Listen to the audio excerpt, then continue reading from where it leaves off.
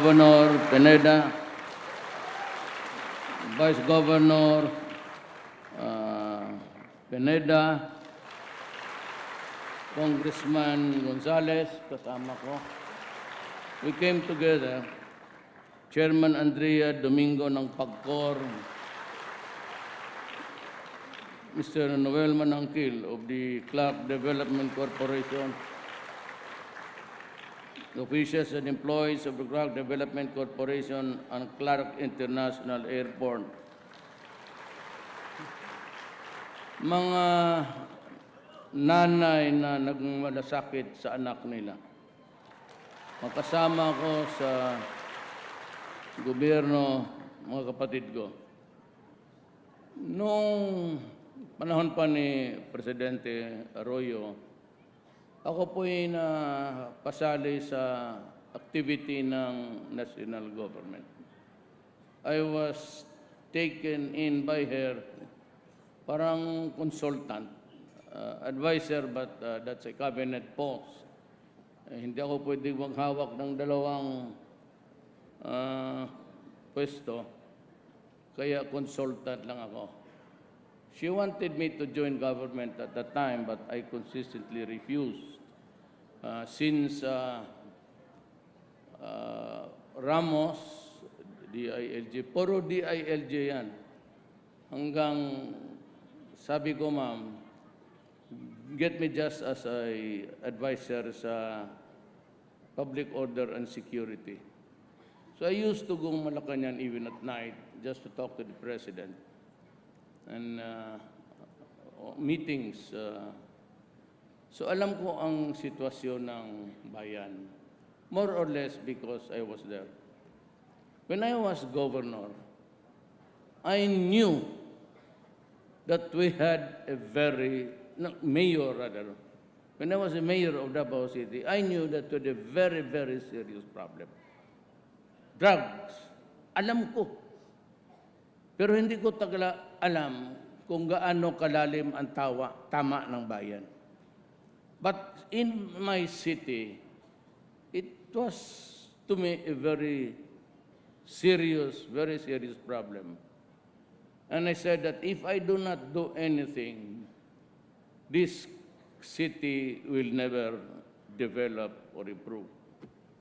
So yung naging mayor ako, kasi fiscal po ako, sabi ko sa mga tao, I want just a peaceful city. So yung unang pangpagulo doon, yung away ng militar, pati yung mga NPA, nagpapatayan sila, nagbabarilan mismo sa siyudad na. So kinausap ko ang NPA. Kung maaari lang po, total laki-laki ng Pilipinas, lumipat lang kayo sa ibang bayan. Doon sa Luzon, malawak. At marami kayong hingian. Huwag dito sa siyudad ko kasi mahirap lang. We're just trying to Mindanao tayo. Actually, we talk on the same wavelength. Ako po'y anak lang ng mahirap. Ang tatay ko'y pumunta ng Mindanao nung binata pa. Married in Mindanaoan. And yun ang buhay namin, talagang mahirap. So, natikpan ang kahirapan sa buhay po. At one time in our lives, ang aming bahay was demolished also.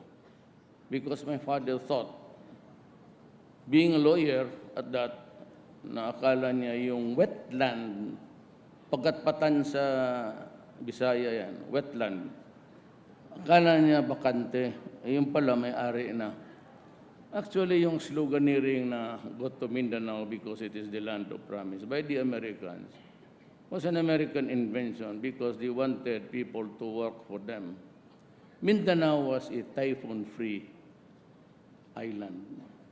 So nakita na nila doon na what you plant, you harvest.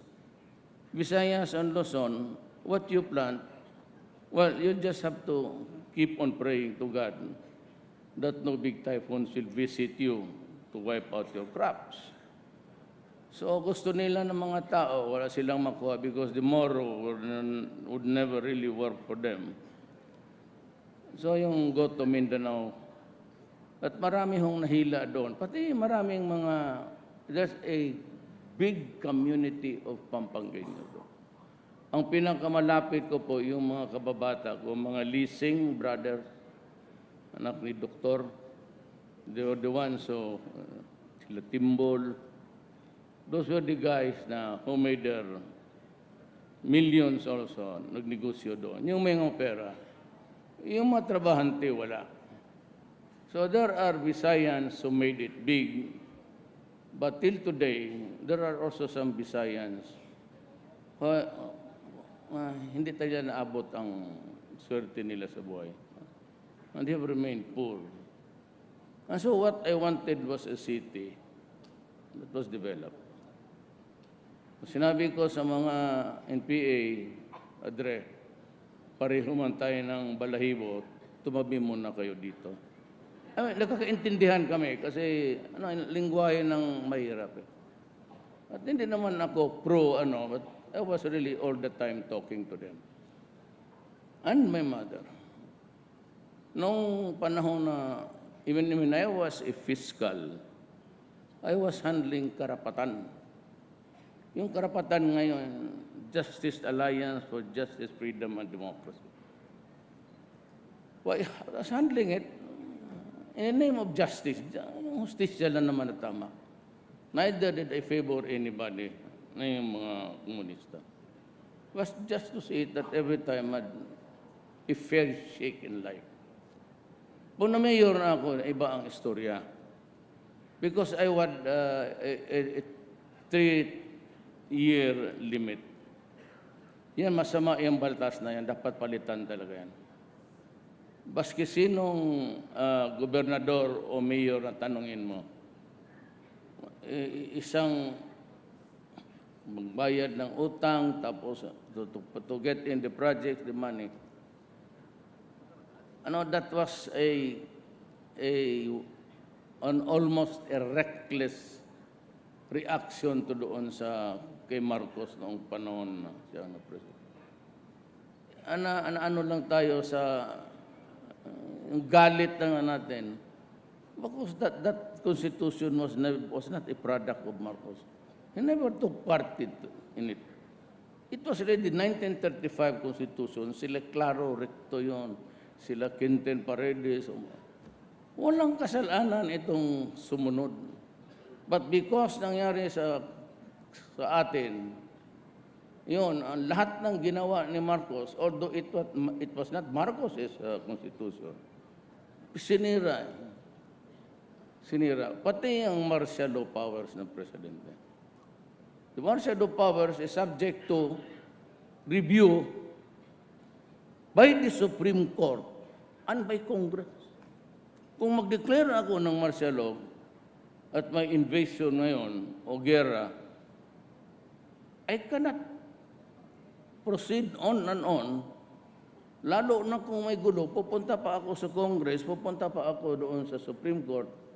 If there is anybody who would file a complaint to look into the factual, kung totoo ba. Which you cannot do. Kung magulo ang mundo, kaya nga martial law na para isang tao na lang ang magdirekta. Ngayon, ang problema niyan, kung findings ng Supreme Court at yung findings ng Congress magkalaban, hindi alam ng pulis kung saan siya magbigti. Pati yung mga presidente kung saan siya magdaib. Kung iba ang Supreme Court, magsabi ang Congress, yes, no ito, o no ito, yes itong isa. Saan mo ako ilagay? Kaya kailangan talagang palitan yan. But there is a safety measure there. I'll just tell you later. But anyway, papunta doon. So sabi ko, alam mo, piskal ako. Kaya kong basahin ang utak ng isang kriminal. 10 years ako fiscal.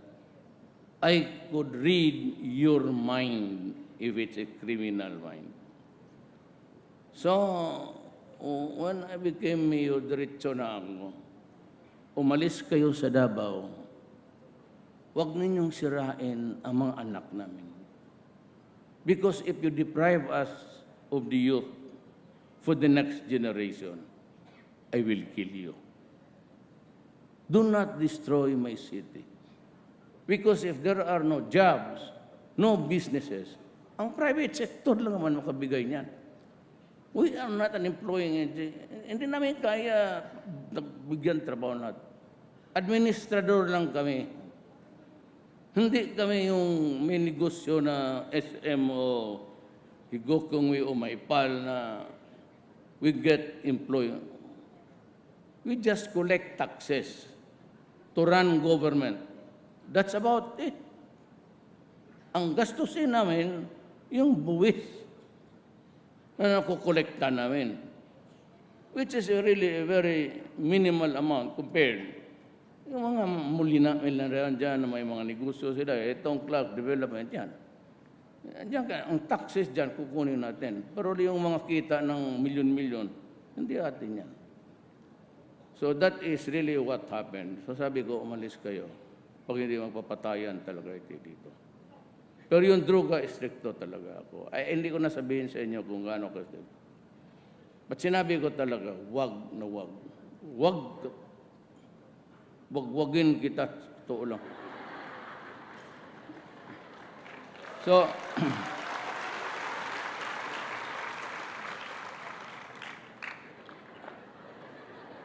di alam ni ma'am yan, Presidente, kasi mainit talaga ulo ko.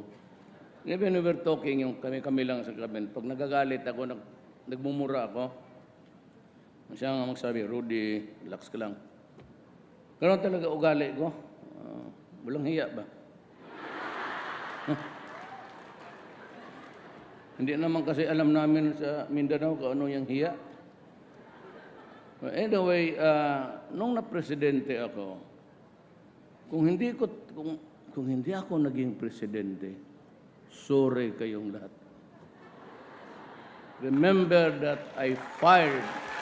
Ito. Maswerte lang talaga. Fate has something to do with this, not me. Hindi ako hindi ko kaisipin, manalo ako sa totoo lang. Totoo. Wala nga. Sino lang man ang nag-suporta? Well, of course, Pampanga was rooting for me.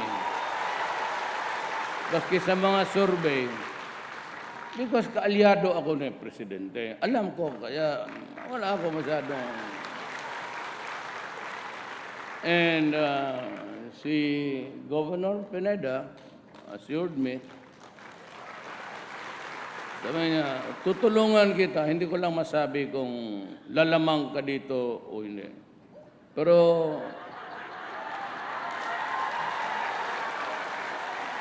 kung matalo ka lang ng 2 boto, pasensya ka na. Ibig sabihin, tabla lang yan. You know, ang suporta ko dito ay Marcos. Pero hindi ako bata ni Marcos.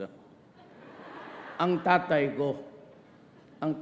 ko noon, governor ng Davao, when Marcos won for the first time, he took in my father as one of his cabinet member. Yan ang ano dyan. Kasi sila, Bogokski, hindi naman alam kung ano ang istorya ng. Basta sulat lang, bata ni Marcos. Hindi ako bata, kaya lang, out of, yung alliances. Saan man ako mamili rin ng presidente? Sabi ko, I fired 7 generals. What were the crimes? Drugs. Yung isa, police aid pa ng IDCAMP ni yung ginagamit mo na ribbon, pantali dyan sa.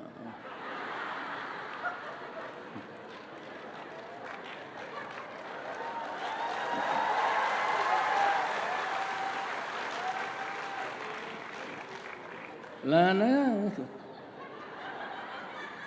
Ang yelo kasi sa Davao, ice. Di ba?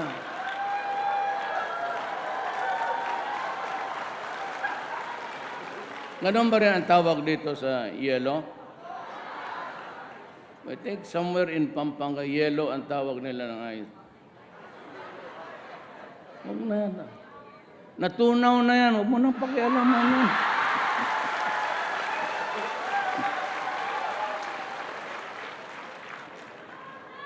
So, ang politika talaga dito, hindi parte-parte.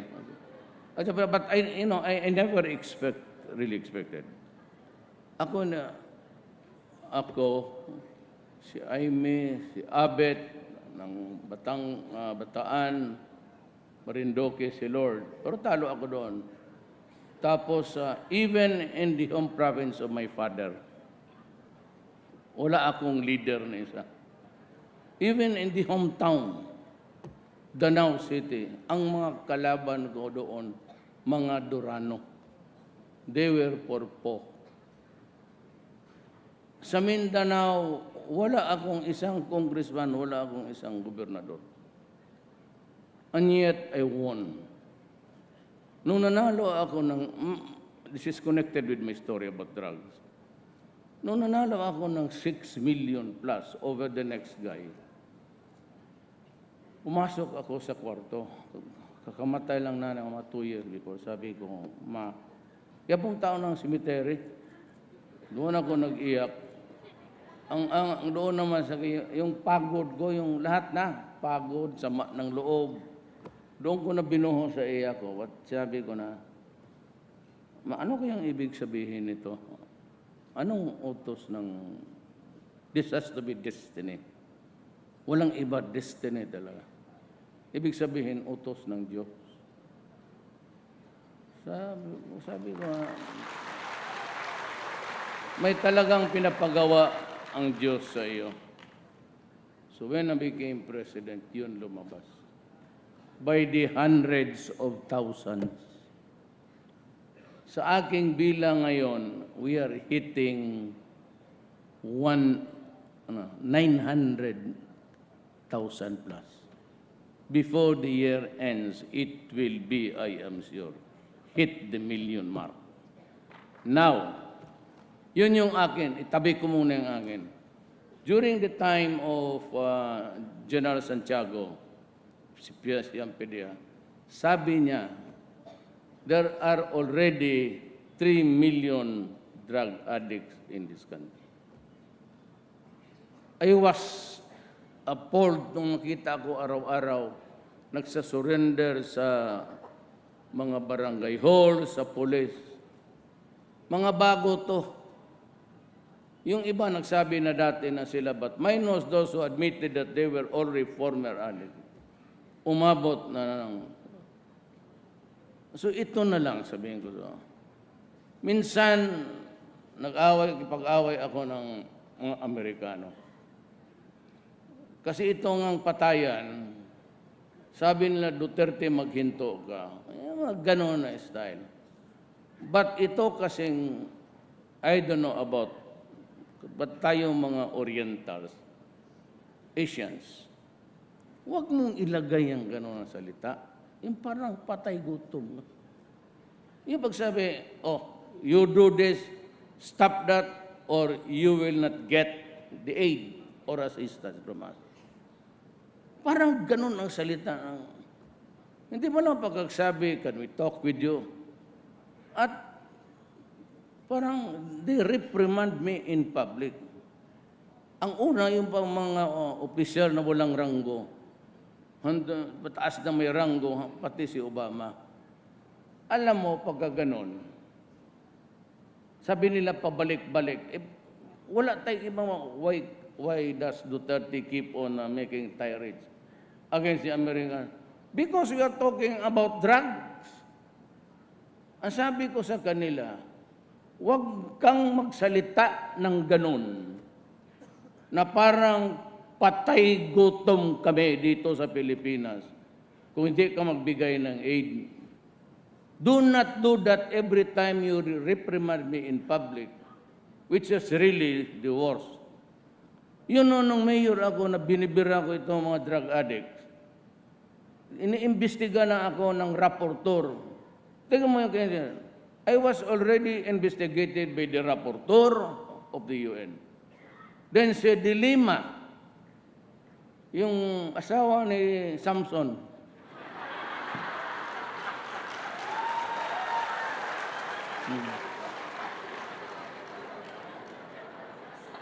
she investigated me. Then tapos ngayon sa Senate, siya, yung secretary na siya ng Justice. Then the Senate. Then the House. Tapos ngayon gusto akong imbestigahan. Utang ina ba yun? Anong paningin mo sa akin, gago?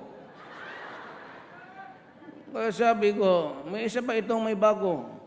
Ang problema kasi, sa puti, itong Amerikanong ulol, every 5 Americans siguro kasi, ang tatlo dyan idyoto, dalawa na ang tamang utak.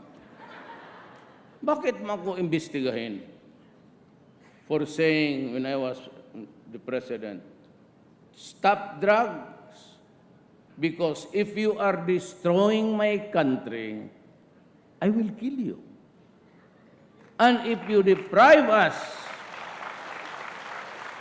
of our youth for the next generation, yung mga anak ninyo, saan tayo kukuha ng Pilipino na tatakbo nitong bayan na ito kung puro gonggong na lahat? Remember, 4 million is 4 million. It's no joke. And they are spread all throughout the country. And we are already in narco-politic state. We did not realize it until I became the mayor. That there were already congressmen, governors, mayors, barangay captains, pati police, by the thousands. Gusto niyo makita? Bigay mo nga yung...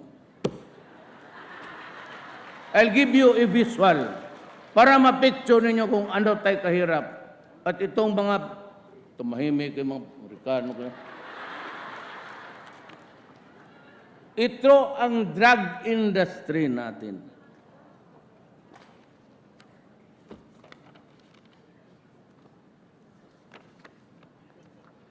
Yan, yung mga picture. Yan si Luot, yung general. Katutang gago, ang putang. Mga general. Alam mo ang nandito, pangalan to lahat, every page.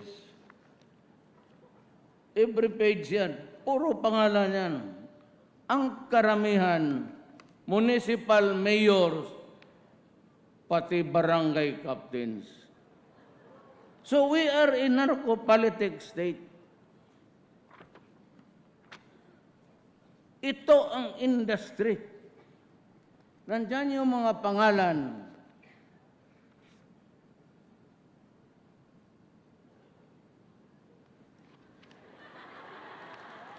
Kasi patay, listahan pala ng patay.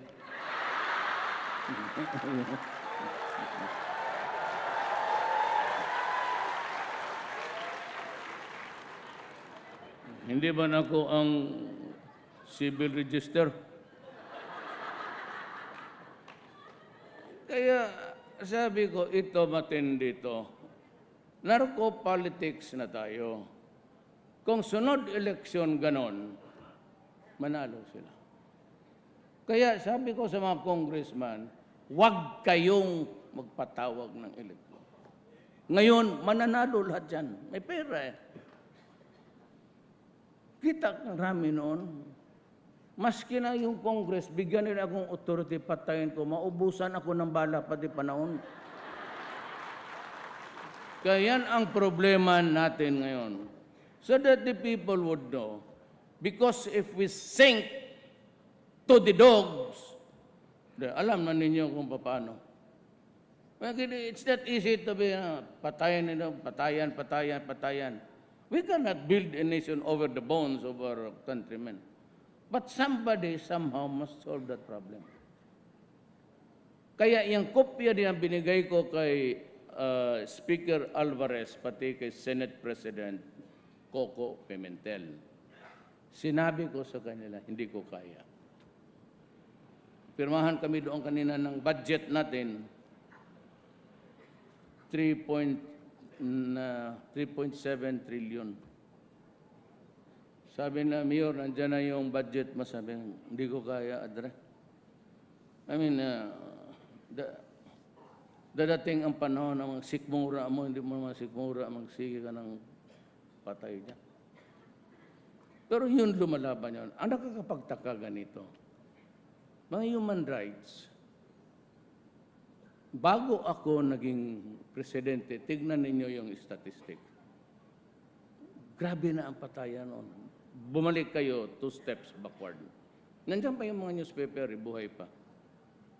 At nung presidente ko, I did not start operating against the drug syndicates or the drug industry for that matter. But marami ng patay. 6, 10, 20 a night. Hindi pa kami nag-umpisa. Hininood ko muna yung police. So who did the killings? Di sila. Naglilinis sila, nagki-cleansing sila. Pati yung mga big time, umalis na. Now they are operating, baski sino dyan malaman yung ulam. They're operating the drug industry from inside the prison. May jammers na nga. They still operate just like the cartels in South America. May libro dyan, kan iyon cartel, or the word is cartel. Yun. Paano ito? Na binabastos na tayo, and even the Secretary of Justice, siya na mismo ang nagdala. Tapos ang kapal-kapal pa ng muka, lahat na, walang isa nagsabi hindi totoo yan kundi siya. Believe talaga ako ni itong si biyuda ni Samson.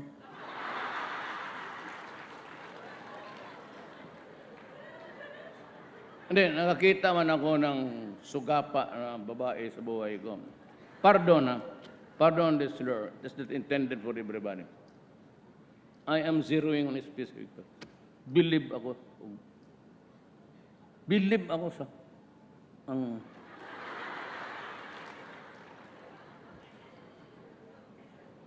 kumpleto pagka-artist akong nasa harap na nitong nung makakita ng may hormone. Sumisigaw, tumatawa, umiiyak. Tapos pagkahapon, punta doon sa mag-video, filming. Tapos balik doon sa Senate. Yaw-yaw naman ang yaw-yaw. Pagkahapon, napurihin siya ng boyfriend niya. Tana, mag-video na naman tayo. And by the way, yung galit ako sa itong Central Bank, ma'am. Alam mo, itong AMLA, ito yung nakikita lahat because they have this blanket authority masilipin nila. Sinabi nila ako, marami akong 211 million. O bakit hindi ako dinimanda? Di ba, nung bilyon-bilyon, sabi na inquiry, yung lahat ng garbage, kasali na dyan, ABCN, lahat. Ako sinasabi ko, hindi totoo. O ngayon, nandito, bakit hindi ako totoo may 211 billion ako? Bakit hindi niyo ako imbisihan? Sabi ko, papailan ko kayo ng kaso. Putang yan. Hindi nagtatrabaho yung mga gagong yan. I just gave a warning sa Malacanang kanina. Sabi ng NBI, sir, tinun over na, pero walang analysis yung flow ng ano. They're supposed to do that kasi trabaho nila yan. Sabi ko, bantay kayo, kaya pag hindi, tangina ko, hindi ko, dadamputin ko kayong lahat. Kasi I could charge you for, bantay kayo, if I charge you for something at may naisip na ang Justice Department, I will personally arrest you. All of you. Pati kay Jack Lam. Alam mo, meron silang, tawag nitong putang inang laro na ito, online. Dito, ang sugal natin, tinatax. Pero yung sugal sa labas, tumatanggap sila, wala tayong record. Sabi ni Andrea, wala tayo dyan. Ay, sabi ko, so magkano? Yung pesa, kaya walang tao dyan, wala ko nilagay dyan ngayon. Hanggang naghanap ako ng proverbial the honest man. Di ba yung tao nagdadala ng lantern baski araw? Bakit gano'n naghanap ako ng honest na tao? Wala pa akong makita. Baka nandito sa Pampanga.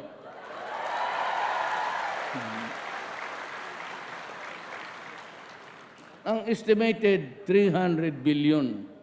Hindi yan ang kita ng gobyerno. Yun lang pupunta dyan sa PESA head. Maraming nagre-recommenda dyan, alam ko. Hindi ko lang sabihin. Pwede talaga, was never tempted to sign ito. Even sa military, naghanap ako. Kasi trilyon ang nawala natin dyan. Tatanggap sila ng posta sa labas. Hindi naman kasali doon sa recording nila. Dito lang. Kaya pina-aresto ko yung buang. Tapos sabi ng NBI, umaga eh. Sabi ko, putang inang arestohan mga gagong yan. Sabi niya, sir, wala mang kaso, walang charge. Sabi ko, arestohan mo. Anong charge? Ako na ang maghanap ng kaso. Dalhin mo muna dito yan. Putulin mo yung ulo na, wala namang kaso-kaso yan. Ilang araw lang man yan sa Diyos, tapos mawala man. First month, pagkatapos ng isang buwan, tatahimik rin niya. Kung kayong mga tagalabas, huwag ninyong lukuhin ng Pilipino kasi. So, gano'n. At sa itong, doon sa droga. Alam mo ang droga? Sabi tayo, hingi tayo ng hingi sa Amerikano. Ito. I'll give you a computation.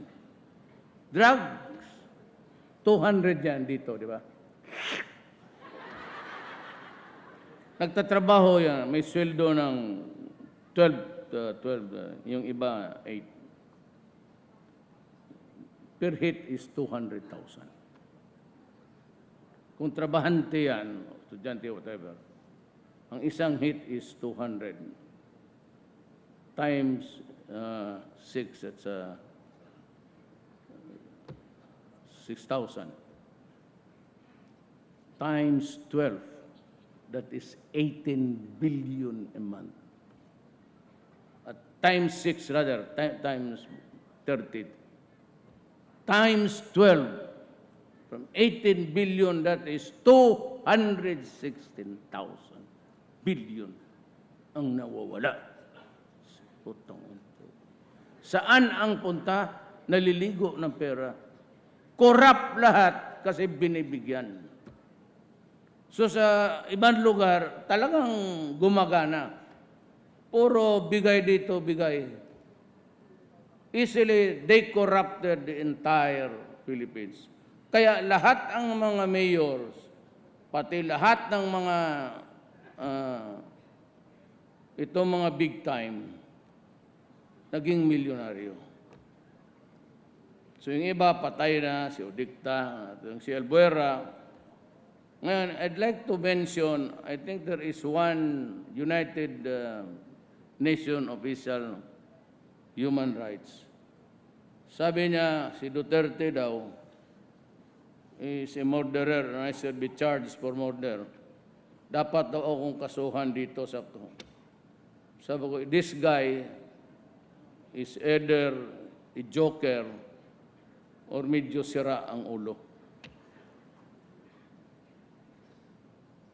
There is no crime in my country which says I cannot threaten criminals. Sabihin kayo, pag pinakaalam ninyo ang bayan ko, papatayin ko kayo. That is a legitimate statement. Pag sinabi ko, do not destroy the youth of the land, Because you will be destroyed. Kasi ako nang utos sa police pati military because of the enormous 3-4 million Filipinos. You think, pakisabi nga sino yung ulol na yun? Kindly tell him, it's just another stupider. Ang mahirap nitong United Nations, you guys, you are employed by an organ composed of nations, whose officials are elected by the people. Kayong mga official dyan, you and the officials sitting there on your asses, we pay you your salaries. You idiot, you do not tell me what to do. I am your employer. And do it to a nation. Who gave you the right to be, kulang kayo ng international law. Kami ang may contribution sa United Nations, kung hindi ba kayo tarantado, utang ina ka. At ako ang nagbabayad sa sweldo mo. Huwag kang magsalita diyan, kala mo empleyado mo ako.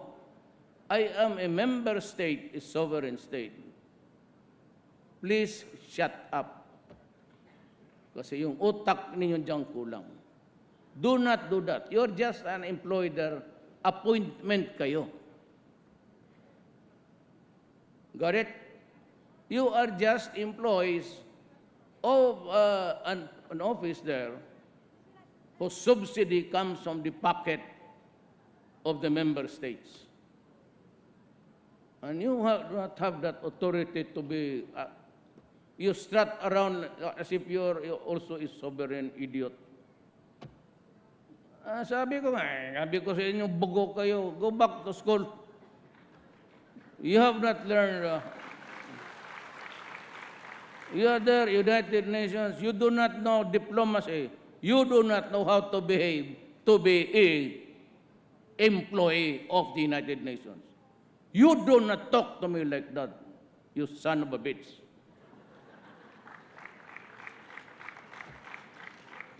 Makapasan ng bitch lang sa akin ang Pilipino kung hindi ako nagtatrabaho. So, good that I remembered. Send that copy to him. Tell him if he wants to come here today, sampalin kita, yawa ka.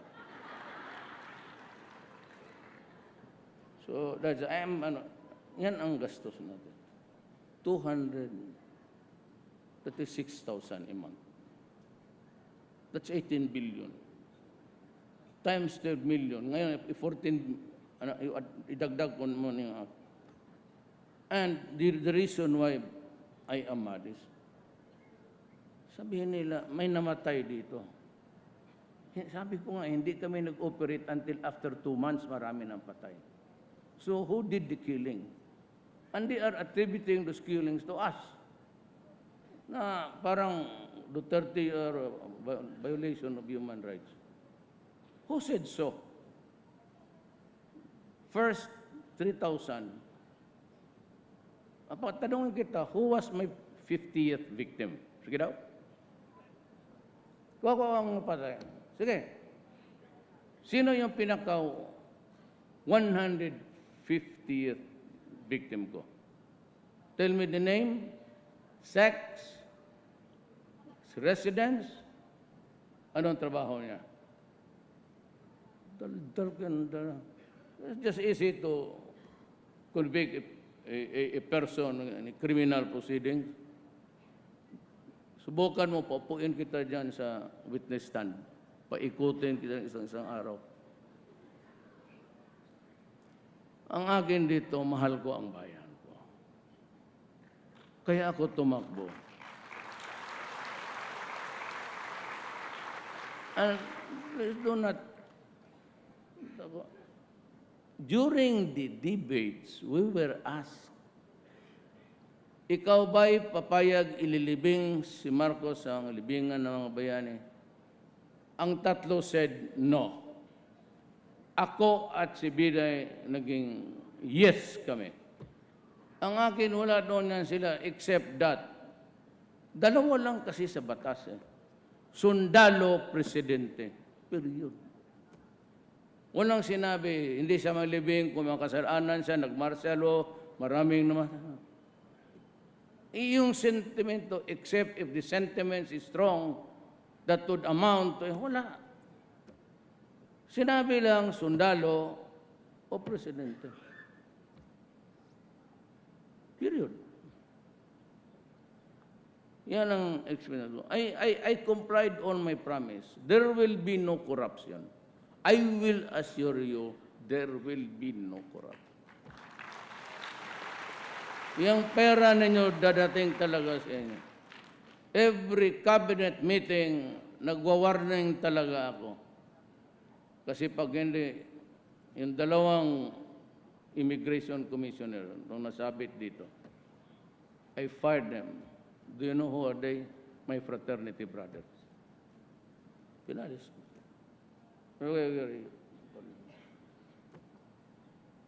Pag sinabi ko malinis, malinis.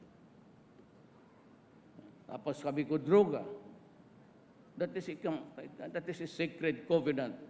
You know, who's that guy from the United Nations? You idiot, you better hear this. If I make something proclaimed during the elections, and that is accepted by the people by electing me, that is a sacred covenant. Whether you are there or not, you are nothing. I will comply with what I have promised to the people. Then the other one is yung criminality. Total ako yung mayor ako sinabi ko, all that I have to do is to make the city peaceful. Yung economy, sila na yan, marunong. Oh, look at Davao. Davao is hitting ang growth. It's 9.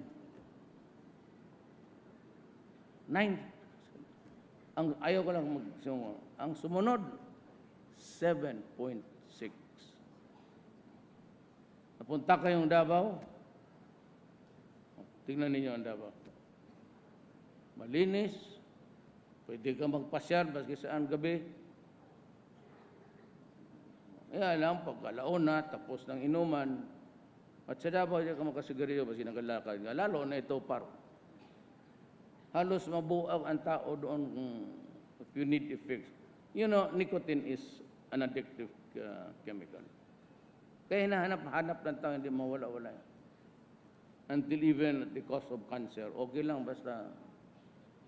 Kahit hininto ko sa Davao, Davao walang smoking. Natuto na ang mga tao sa Davao. Magarilyo ka, tapos ayaw ka maghinto, magsabi ka pa, hindi man pera ito ni Duterte. Ganon. Nalaga. Kainin mo yung sigarilyo mo. Sabi niya, Mayor,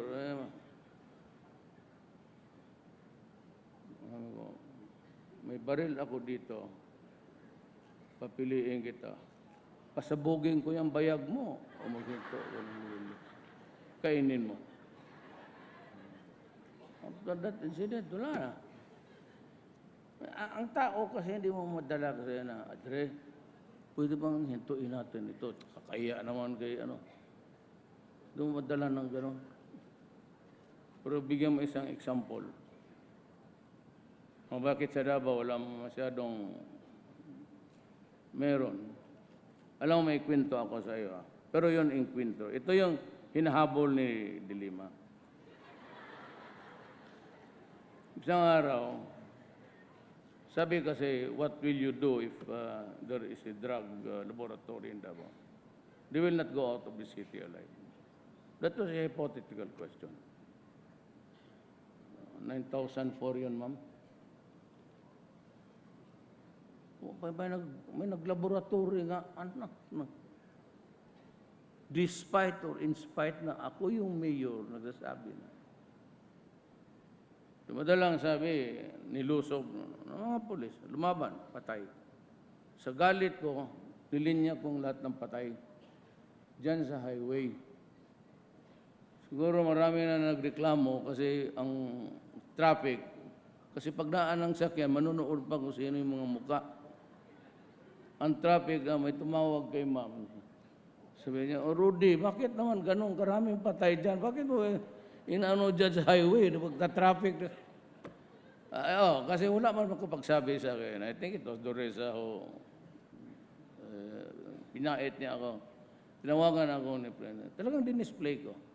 6. Kinuha yung katawan. Hindi ko binigay. Ano? What's a passport?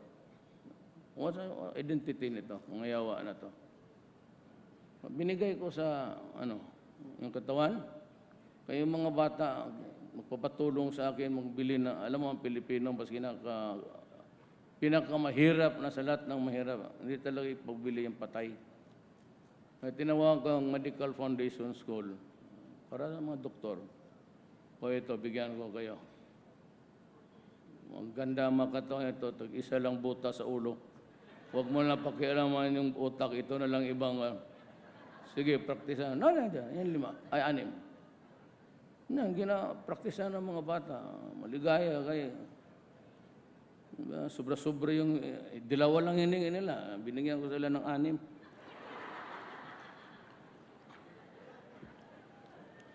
Hindi ako nagiging ng discount. Libre talaga eh. Ano na yan? Anyway, it's getting late. I'd like to apologize to the President for my language. Minsan kasi ang bunganga ako. Tama yan. Hindi ko pa naisip lumalabas na. Sabi na mga...